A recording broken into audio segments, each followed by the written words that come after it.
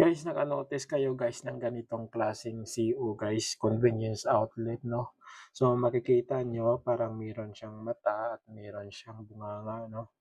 So sa pag-i-install nito guys, alam nyo ba kung ano ang dapat ang posisyon nito guys 'no? So dapat itong bunganga nito ay always to siyan sa right side 'no? Kung saan yung right hand mo, doon din 'yan yung dapat yung bunganga niya, ang bunganga nito 'pag magkabit ka ng device. Kasi minsan guys, nagkakabaliktad 'to yung pagkakabit, eh.